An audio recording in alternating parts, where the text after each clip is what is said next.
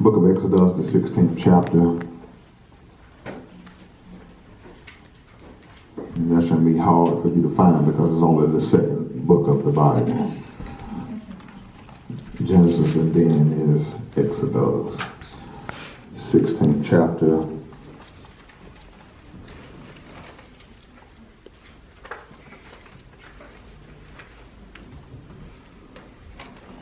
I'm beginning in verse 2.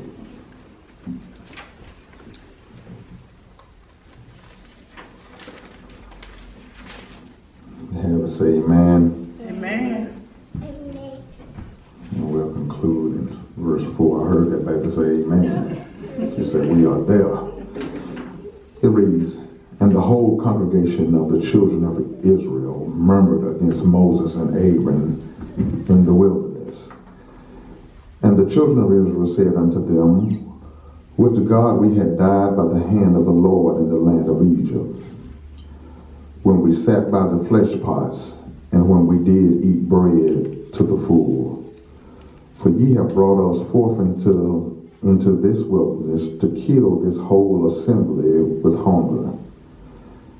Then said the Lord unto Moses, behold, I will rain bread from heaven for you, and the people shall go out and gather a certain rate every day, that I may prove them whether they will walk in my law or no.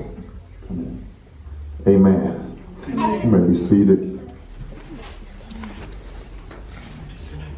Then said the Lord unto Moses, behold, I will rain bread from heaven for you, and the people shall go out and gather a certain rate every day, that I may prove them whether they will walk in my law or not. If you don't mind, will you look at your neighbor and tell them, don't mishandle your miracle. Don't mishandle your miracle. Y'all can say that like nothing. Don't mishandle your miracle. Don't mishandle your miracle. I don't know how many of us really acknowledge what God has really, truly done. Sometimes we don't look at what God has done for us with the right perspective. All right. We are such a microwave society that we want things instantaneously. And then we have become such a greedy society. Amen. To where enough is never enough. That's true. And when enough is not enough, you are never grateful. Amen. Because you are always asking God for more. All right. When you take on that attitude, you tend to be disrespectful to God. Amen. All right. Because you never took the time out to tell God thank you for what he has already done. Amen. And can I tell you that a lot of times we can be some ungrateful children. Amen. To where we think that God owes us something. Yes. I stopped by here to tell you this morning that God does not owe you anything. All right. But you owe. Yes. And you owe God everything. Yes. Amen. Because Jesus paid it all. Yes, he did. Mm-hmm. Thank you, Lord. And by him paying it all, we owe him. Yes. Well, what do we owe him? We owe him our time. Yes. We owe him our money. Yes. We owe him our praise. Yeah. We owe him our entire life, because without him we would not be. Yes. Life does not start in conception, but life starts in the mind of God. Yeah. Right. And God thought of you to make you, formed you in your mother's womb, caused you to get here okay, and it's still, y'all ain't in here, and it's still taking care of you to this day. He's a good God. Thank you, Lord. Yes, And we owe him everything that we have. yes. And so you've got to understand that a lot of us, yes, Lord will do some miraculous things in the material world. But it's really not the material world that God is trying to get you to see. It's more about you seeing him. Hallelujah. You know, over in John, they call miracles signs. Amen. Signs and wonders. Well, you don't get on a sign, do you? Y'all ain't in here. All right. I've used this analogy before. If you want to go in Popeye's chicken, you don't jump up on the sign. All right. But you see the sign indicates where Popeye is. Yes. But once you get there, you've got to go in the inside. Mm-hmm. What are you saying, preacher? That a lot of us just jump on the miracles, but we never get in tune or never get to know God or Jesus for himself. Yeah. All right. Because we are always looking for the miraculous, when God has already performed enough miracles in our lives already. Glory. My God. Glory. He's opened blind eyes. He's caused the lame to walk. But that's not the greatest miracle. The greatest miracle is that God can save your life. Amen. That your mind was messed up. Yeah. Your heart was dirty. Yeah. Your emotions were scattered. Y'all ain't in here. Maybe I'm just talking about me. My mind was messed up. Right. My heart was dirty. Y'all say amen now, won't you? My emotions were scattered. All right. But God in his salvation, Jeanette, is fixing my mind. Yeah. He's cleaning my heart. He's gathering, y'all in here? Yeah. He's gathering my emotions. Yeah. And that's a miracle in itself, that God would put his hand on an unholy thing and then call it holy. Yeah. That's Amen. enough miracle for me. Amen. Already, that my eternal salvation is already secure. I don't have to go to hell, although I deserve hell. He's done enough for me already, that look, there will be no more sickness, no more dying, no more sadness, no more depression, no more working, that I will get to see him. And not only that, those things, but I will get to see Jesus, the Savior of the world, face to face. I'll get to bow down before him and praise him every day. Oh, see, if you don't like praise the Lord, ain't no need you going to heaven, because that's all going on there. Yeah. Don't mishandle Your miracle. your miracle. Amen. The people have come out of Egypt, and they've made it into the wilderness. And at this chapter, they've only been on the journey 45 days. All right. And already in 45 days, they're murmuring. Murmuring really means complaining. Disgruntled. Acting as if the Lord owes them something. Yeah. And can I tell you, it's just us in here today.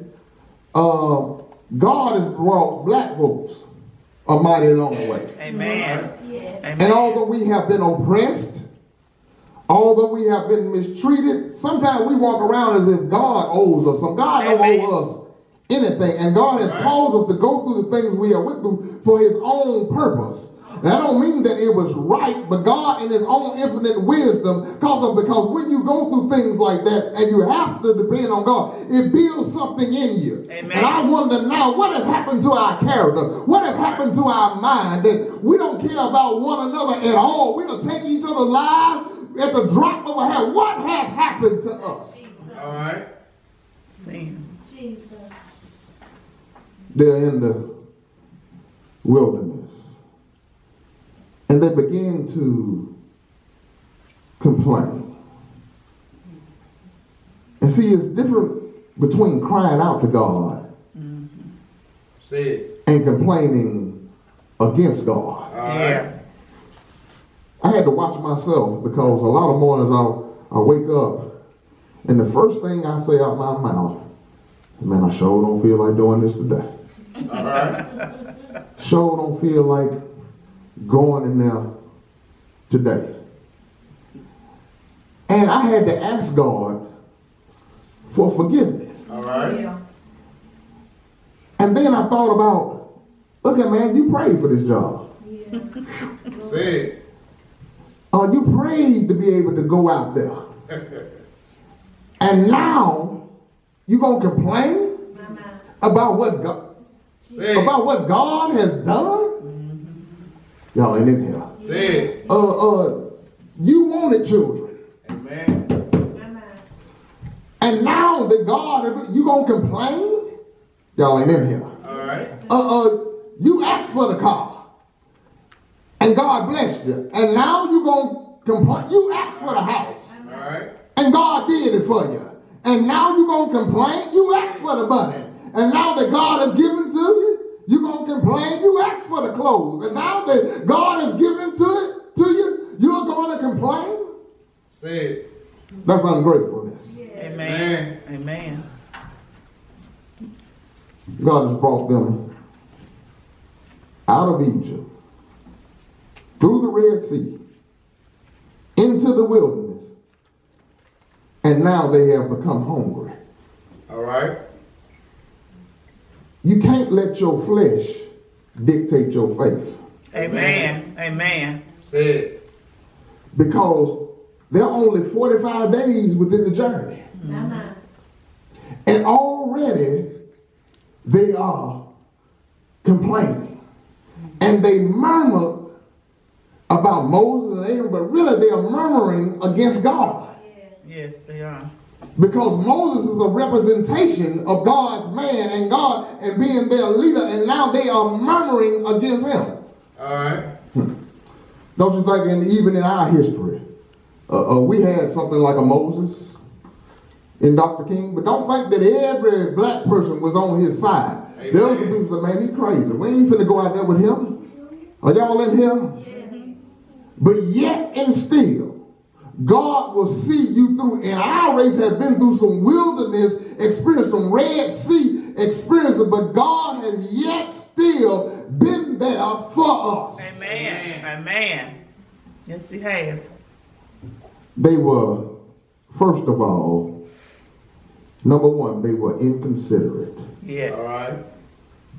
And see, that's the first way you mishandle your miracles is being inconsiderate. Well, what were they inconsiderate of? They were inconsiderate already, man, of the things that God had already done. Yes. All right. Amen. Well, what had he done? Let's go back. He sent Moses to Egypt. Moses is going before Pharaoh. Let my people go. Pharaoh won't let them go. So God begins to plague them. All right. Now, by God's hand, he plagues them, and the Egyptians duplicate some of the plagues by magic. Right. But eventually, they can't duplicate all of them.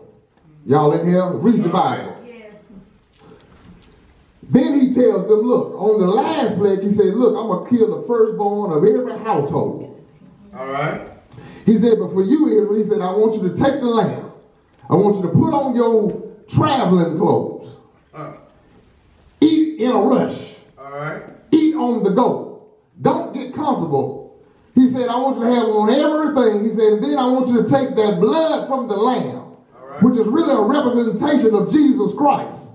He said, and take that blood and put it on your doorpost. And when the death angel comes over, he said, he'll pass over you. All right. You ought to be glad that the blood of Jesus. Amen. I don't know about you, but I can only speak for myself. Yes. I'm glad that the blood of Jesus is on my doorpost. Yes.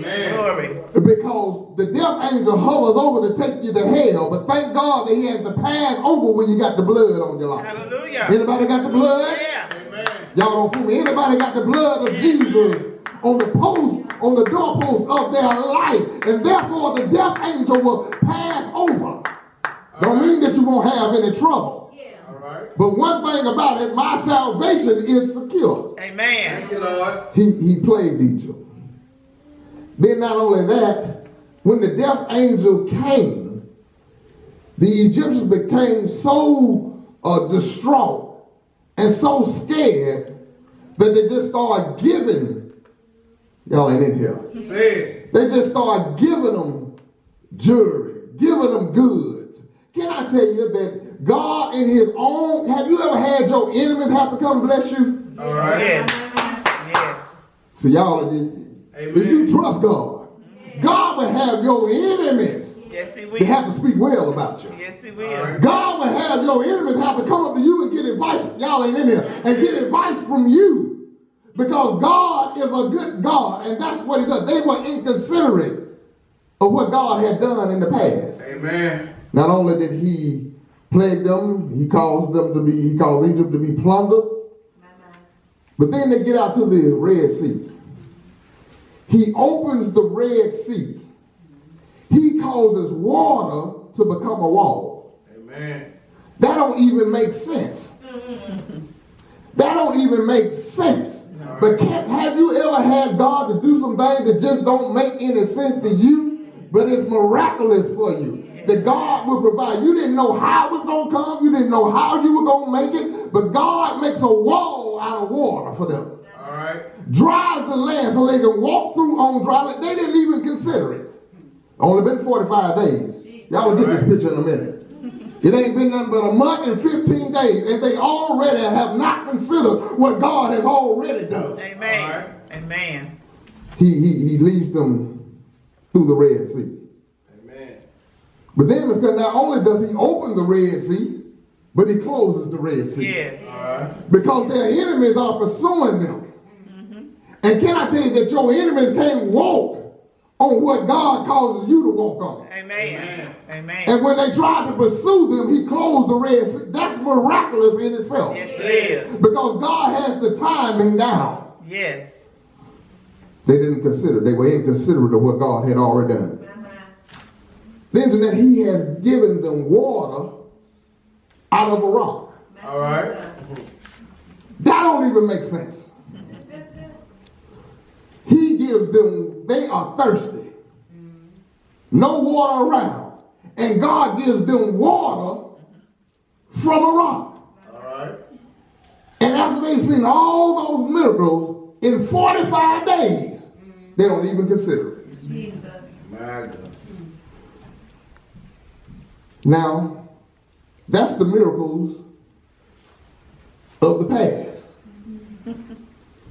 They were inconsiderate of. All right. But they were inconsiderate of the miracles that were present. Jeanette, all they had to do was look at their clothes. All right. The Bible said that they were on this journey, and God didn't he called their clothes not to wear out, nor their shoes to wear out. And can I tell you that when you are on the journey, you get dusty, you get dirty, but God didn't allow them to become like it. All they had to look at them and say, check yourself. Check yourself. Because if you look down at yourself, you will see the miracle that God is doing presently in your life. They didn't even consider it. All right. All they could say is, we hungry. And then talk against God. All right. All they had to do was call out to God, and God would have provided. But even in their murmuring, even in their inconsiderateness, God says, look, y'all murmurers have came into my ear. Amen. He said, so this is what I'm going to do. I'm going to give you bread from heaven. Amen. Nobody had never seen this before. All right. He says, now he gives them some instructions. He says, now, you can go out there 6 days a week. All right. He even gives them instructions on how much they can take in. He said, you get this for this man, and you get this amount for this man. He said, and then if you have any left over, throw it away. All right. He gives them perfect instructions. But they are inconsiderate of God. Yes. They are inconsiderate of God's miracles. So in their inconsiderateness, they become irrational. See, that's the second way you mishandle your miracle. First, you are inconsiderate, then you become irrational. Because here's the irrationalness in it. They said, ladies, that it was better when we were in Egypt. All right. If that ain't the crazy thing, let me tell you what was going on with them in Egypt. They were slaves. The folks would jump on them and whoop them. They were under hard taskmasters. They could only eat what was given to them. All right. And when they completed a task, the Egyptians would say, look, we'll put more on them. And now in their own inconsiderate, now they have become totally irrational to say it was better for us to be in bondage than to be free. Really what they were saying, look, it's better for us to have to depend on a man than to depend on God. Amen. All right. Exactly. Amen. And if you got more confidence in man, baby, you are fooling yourself. You are irrational. Yes. If you trust your job more than you trust God, you are irrational. If you trust the president, whether he's black, white, blue, or orange, you are irrational. If you trust the preacher more than you trust God, you are irrational. If you trust your money more than you trust God, you are irrational. They became irrational, which means that they didn't have any confidence in God. All right. Amen. Your confidence, all of your confidence should be tied into God. Oh, yes. My Lord. Let me go down the line. Your health, All right. you ought to tie it up in God. Yes. Your strength, you ought to tie it up in God. Yeah. Yeah, God provides doctors, but it ain't nobody but God that can heal. Amen. If the doctor do something wrong, it's God that can guide his hand. Amen. Amen. Amen. Everything you got, you ought to confide it in God. So they were inconsiderate. They had totally become irrational. All right. To say, God, we were better off in bondage. My God. Watch this. Watch this, Roger. There's more responsibility that you have to take on when you get free. Amen. Amen. See, when you're in bondage and you're under other people's control, see, then they have to answer. All right. But when God sets you free, Oh, yes. there are some prerequisites and some responsibility that is required of you. All right. Are y'all in here? Amen. And just because God is saved don't mean that, look, there are some things you need to do. Look, it says we walk by faith. Yeah. That's you doing something. Huh? You got to walk. You got to trust God. You got to step out on faith. That's you doing something. You got to pray to God. That's you doing something. You got to praise God. You got to lift holy hands. That's you doing something. You got to talk to God. You got to lean on God. That's you doing something. Don't become inconsiderate and irrational like God owes you something, because God doesn't owe you anything. Amen. All right. Amen. He says, gave them instructions. He said, now you are inconsiderate. And by you being inconsiderate, you have disrespected God. Amen. And God's anger burned against them. All right. And he causes manna to fall from heaven. And he called it manna. In the Hebrew, what it really means, mama, what is this? Have you ever had God to do a what is this in your life? I know I have. Amen. I've been on some dangerous roads. I've had some dangerous thoughts. All right. And God still, what is this, Lord? And God, in his own infinite will, cause you to go in another direction. What is this? All right. My back has been against the wall. I have scratched my head at night and in the day and said, Lord, I don't know how this is going to go. And God would just show up on what is this? All right. And you have to thank God in that, what is this? Amen. So he tells them, Mom, how to go about collecting this manna. But not only when they get the manna, they were still disrespectful. Then they begin, well, is this all we're going to have? All right. We want some meat. God's anger burned against them again. But even with God's anger burning, he said, okay. He said, well, I'm going to cause a wind to blow.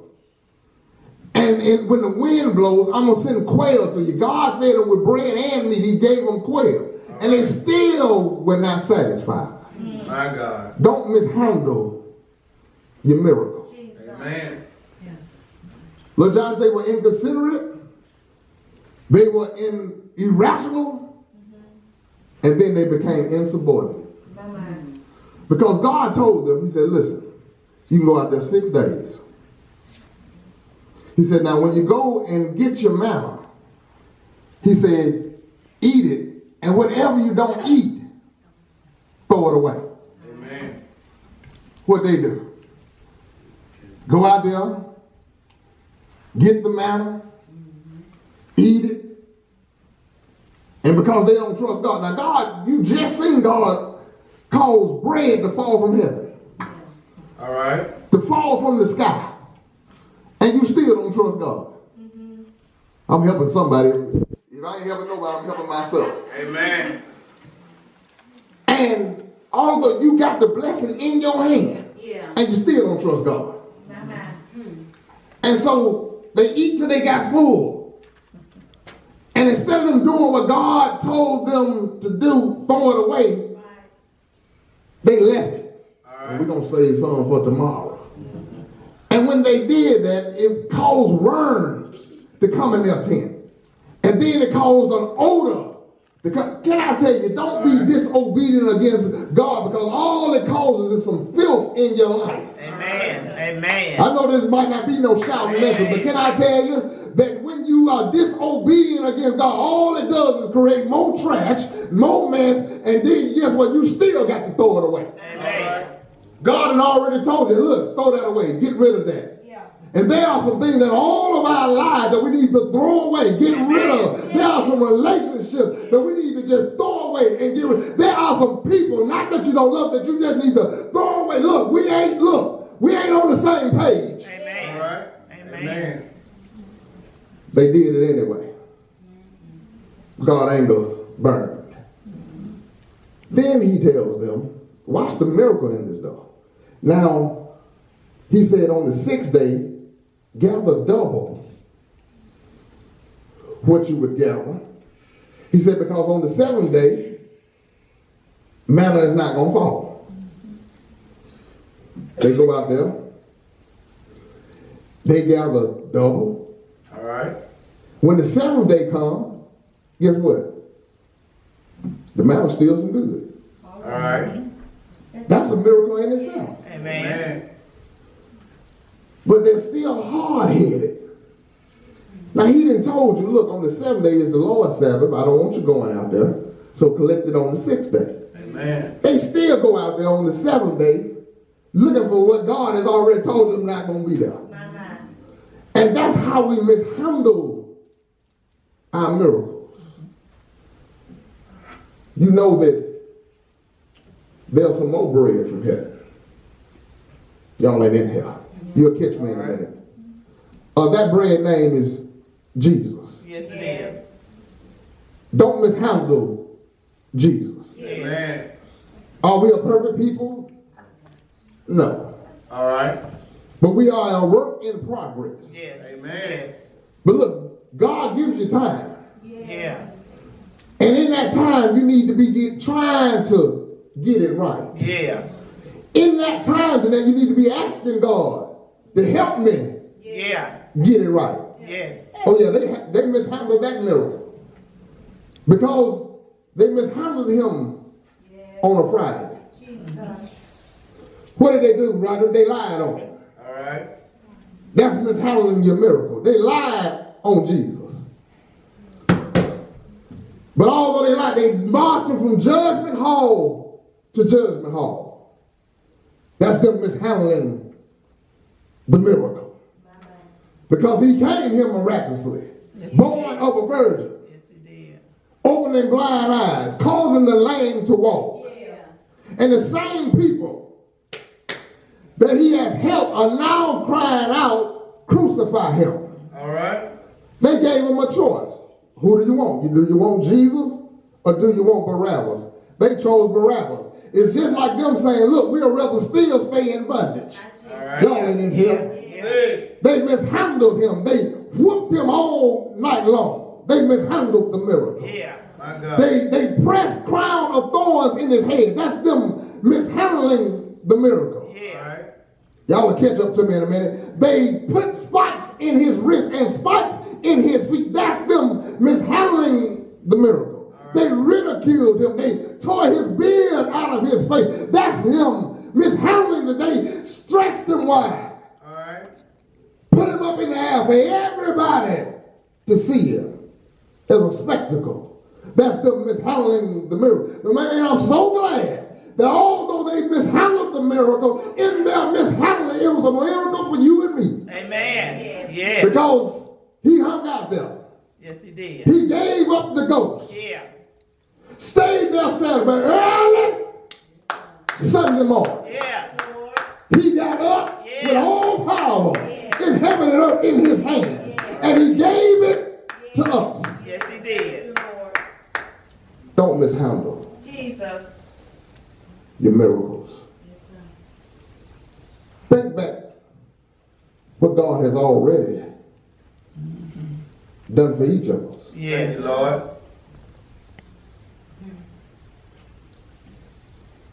And truth be told, after you think about what he's already done, look down at yourself.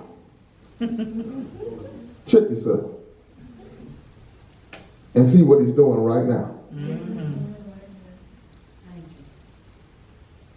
And when you look at it that way, you'll do what he say do. You'll give up what he say give up. Amen. You'll let go. I know it's hard. All right. I know it's hard. Say it. But you will begin Jesus. to let it go. All Oh, right. yes. The more you let it go, the freer you become. Yes. Amen. The lighter you become. Yes. The lighter you can walk. The more you can trust him. The more you will depend on him. Let it go. Don't mishandle it. Take care of what God has given you. Take care of yourself. God has, I'm preaching to myself. All right. Say it. Take care of what God is. If God has given you, take care. God give you, take care. God give you, God, take care of it. All right. Don't mishandle it. Y'all in here? Amen. Don't mishandle your miracle. Because what can happen, because God giveth and he taketh away. All right. Say it, preacher. And I don't know how you feel about it, but I want to tell God, thank you. Thank you, Yes. Lord. Thank you, Lord. Do you feel good every day? No, but I still can muster up a thank you. All Yes. right. Amen. As a matter of fact, when I start thinking about it, I don't even got to muster it up no more, man. It just start pouring out of me because Hallelujah. when God has been with you Yeah. through so many things, and I look, I'm going to tell your Thank testimony. When God has been through so many things with you, saw you through it, you can't help but to tell God thank you. You can't thank him enough. If you had 10,000 tongues, you couldn't thank him enough. I don't know. You can't wave your hand enough. You can't shout hallelujah enough. You can't sing enough songs to tell God thank you. You can't pray enough. You can't read the word enough. You can't walk with him enough. Because God is just that good. He's better than good. Thank you, Lord. Say it, preacher. Don't mishandle it. Been through the wilderness. Came through the Red Sea. All right. And although so undeserved, he's still taking care of it. Yes, he is. Amen. Yes, he is. Thank you, Lord. And Lord, I got to put this on record. Lord, forgive me for mishandling the miracles that you have put in my life. Yes. Amen. Look, it was, I'm going to say this, I'm trying to go to my seat. It was a time that it was against the law. because of your color for you to be able to read. All right. Yeah. And now here God, now you in college. Amen. Don't mishandle it. It used to be a time to where if you had a car, it wasn't but one. Or you rode the bus. Say it. Now you got 2 or 3. Say that. Don't mishandle it. All right. Amen. You used to be minimum wage. All right. Say it. And God saw fit to bless you with something better. Glory. Don't mishandle it. Yes. Thank you, Lord. Thank you, Father. Thought you wasn't going to have children. And God blessed you not with 1 but 2 or 3. Don't mishandle it. All right, man. Don't mishandle your miracle. Come on, guys. Amen. Amen. Thank you, Father. Thank you. Thank you. Thank you. Yeah.